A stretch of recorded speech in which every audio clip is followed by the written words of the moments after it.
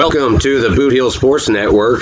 I'm joined live here with my co-host Mark Manley and the head coach of the Cruzville Tigers, Dom Guglielmo. Dom, how are you doing tonight? Hey, it's a beautiful, brisk day here in Southeast Missouri, per usual.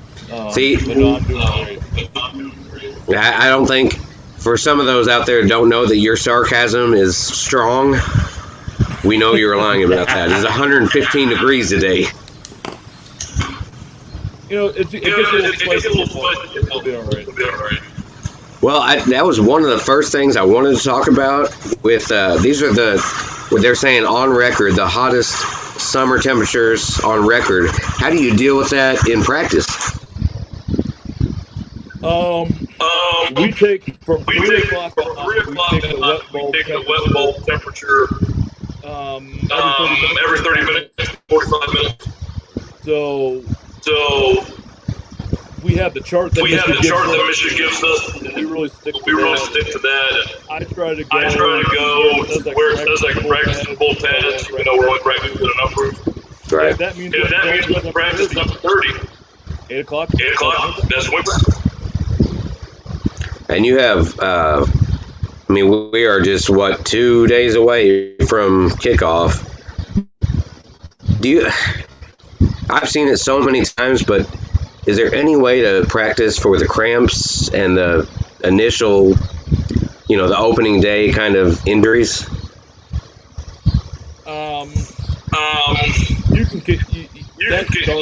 That starts 4 weeks ago, 3 weeks ago. In the summer, you got to condition them. You got to make it important for them to pump water. Yeah. So, like today, we had a Gatorade cooler full of water. Our football players were required to have water in their hand all day. And the school staff rallied today and held the kids accountable. So we're doing the best we can, but you can't prepare for it. Right. It's just hot. It's just not just hot. It is extremely hot. We're under heat advisory. What is the anticipation for the game Friday night? Now, is it still going to be 7 o'clock, or are they going to push it back like some other schools have? We're going to push it back to 7:30. 7:30. We've taken the wet bulb the last couple days. Kind of charting it out, seeing where it's within Mr. regulations. It's within Mr. regulations to practice and everything. And then our school admin made the decision today to play at 7:30. And I think it's a great idea. I do too. I really do. I'm looking forward to it. Unfortunately, you'll be on the field in the heat. I'll be in a booth with air conditioning, but I'll be rooting for you. That's for sure. Shoot, it could be 25 degrees.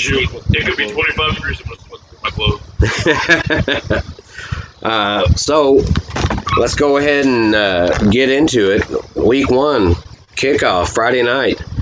What have you guys been planning on? Without giving up too much. Now I understand that there could be other people watching. So it's not a secret. We're just going to be who we are. And we traded Jamboree film 2 years ago. I kept it very vanilla. I asked keep it vanilla. And I'm sure Malden did the same thing on us. But I bet when I said in that article, we control the tackles, between the tackles, and able to run the ball. We're going to be successful, and coach defense. He's going to coach his tail off to get those guys ready. So I'll give you the stock answer. Yes. We're going to play Tigers football every week. See, that's what everyone wants to hear. You know that. Have you completed your starting lineups, both offense and defense? For the most part, we have. Offensively, we're going to be very familiar to the fans. Sammy Bryant's going to take week 1 running back. The front five, Rich McGraw. Rich McGraw, Kenny and Bogan, Tevin Tillman and Oscar Dominguez. Naturally, you'll see number 8. Monte Alexander, wide receiver. Avion wide receiver. And then on the other side, we'll have Cameron Isbell-Watkins, a wide receiver, and Jackson. And then defensively, I mean, Oscar Dominguez probably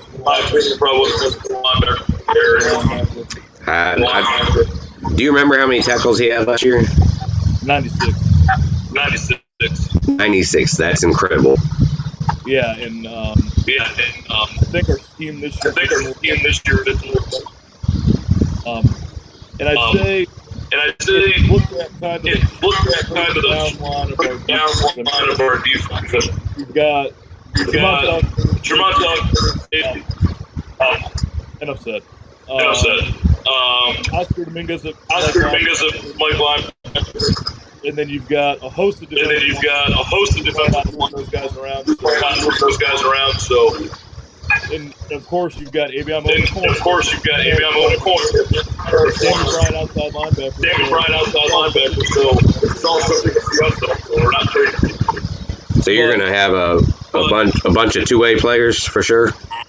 Yeah, I mean, plus it's a curse of small school football. Right. I mean, I would love to be able to put you, but I've got a lot of young talent there. And we're going to play the best and then naturally, I can't forget my starting quarterback, Ryan Giddens. Right. That was one of my next questions. Right. I do it. Yeah, I already knew. Right. Yeah. Ryan's going to be the starter, and then who is his backup? Jared Hudgens. But I like a backup quarterback. Because if we have to play quarterback, that could switch on offense. I mean, right. He had 2 30-plus runs in 3 picks. So I was pretty how he played. Thomas Guest is going to have to say Jared Hudgens on Friday too. Well, like we talked about the last time we did the podcast, without giving up too much, are you sticking with the offense that you were planning on, or has anything changed, or anything that we should expect? I think we're gonna kick a little this year. We'll still say. If you define our offense, new Twitter post here thing, it's a power spread. Right. We took a long time and sat down and looked where we were wrong. And the whiteboard behind was filled up with ideas. And I think we installed the plays. That feature. The quarterback. So it'll be a little different. But all right. Well, I mean, the first thing that's going to be on everyone's mind. Kickoff is in about 48 hours against Malden at home. You boys ready for the Green Wave? You know what? I think we are.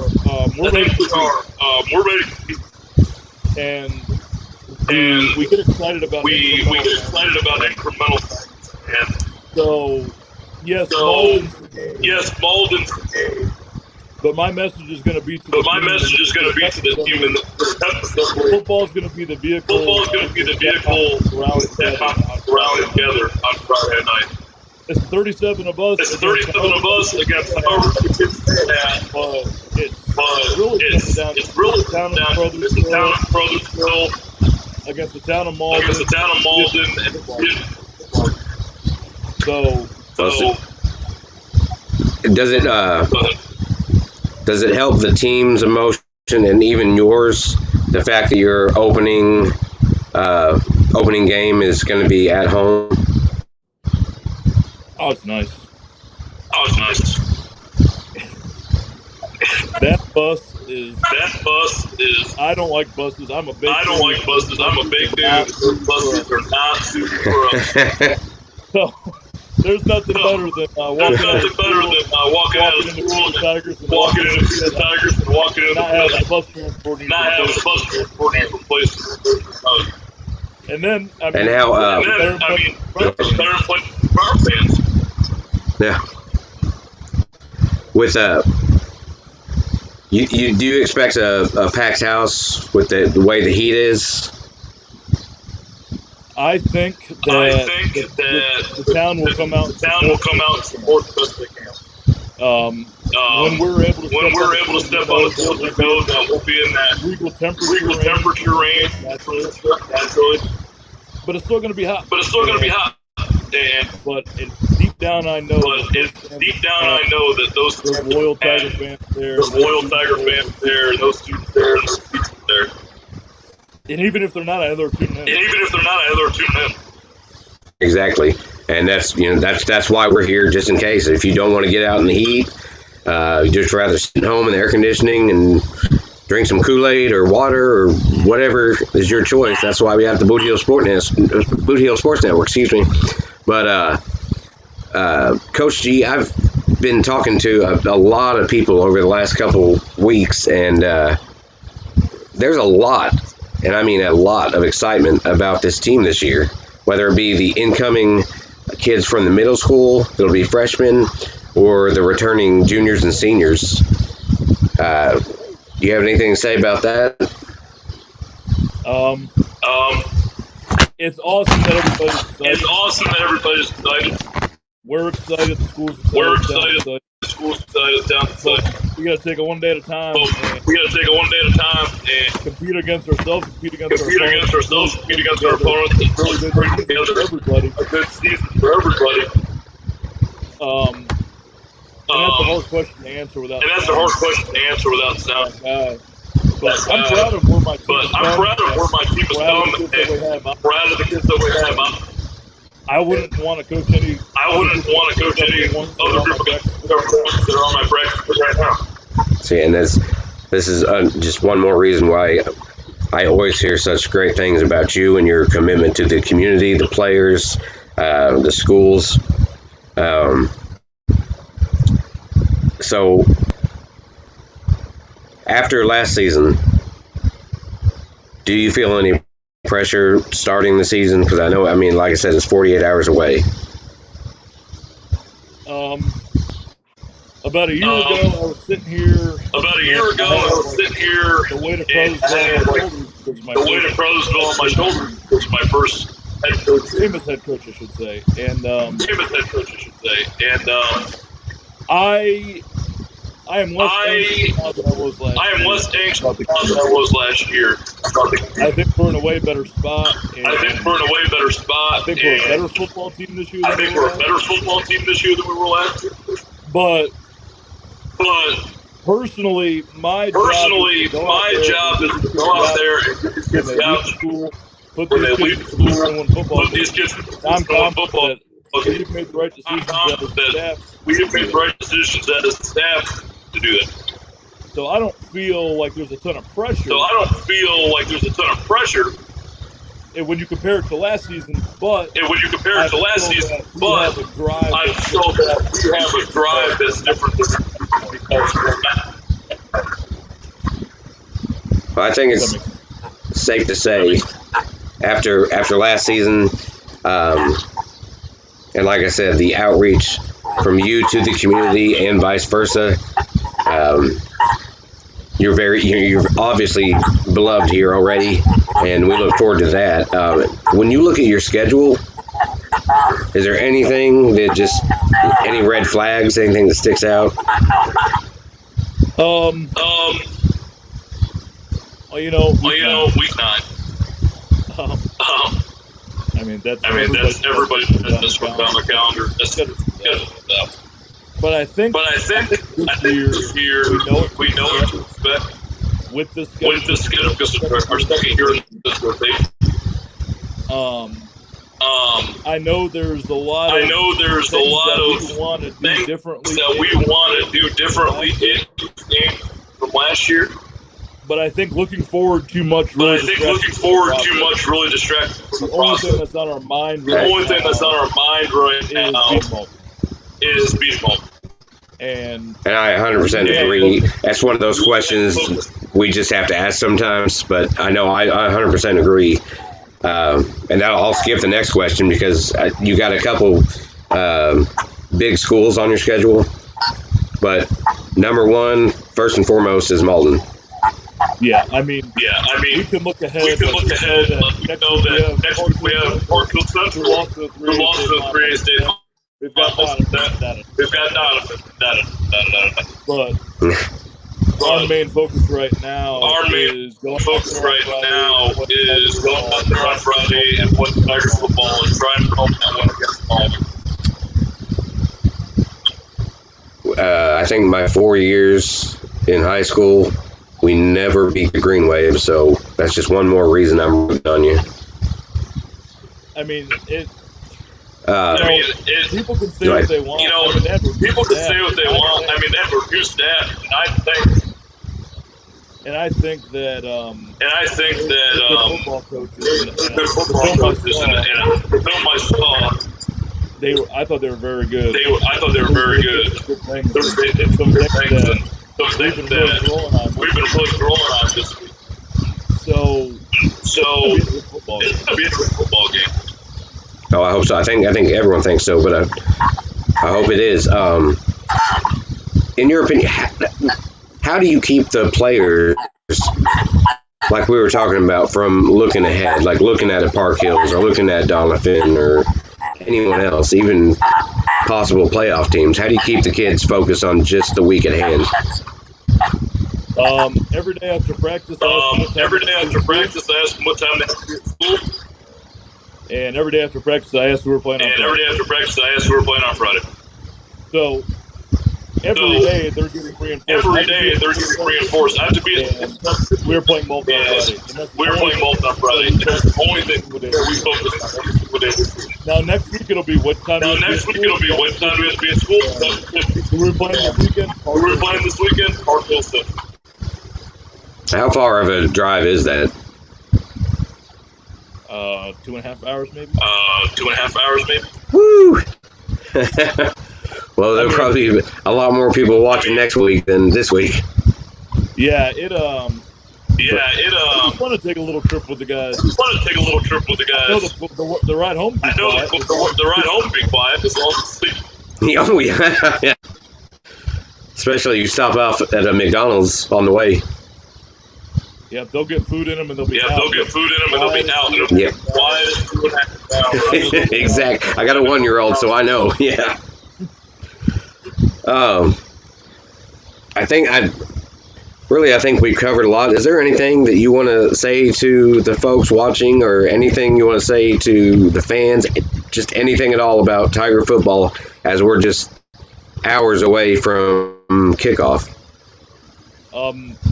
These kids work really hard. The community's really rallied. We're proud to represent Crothersville.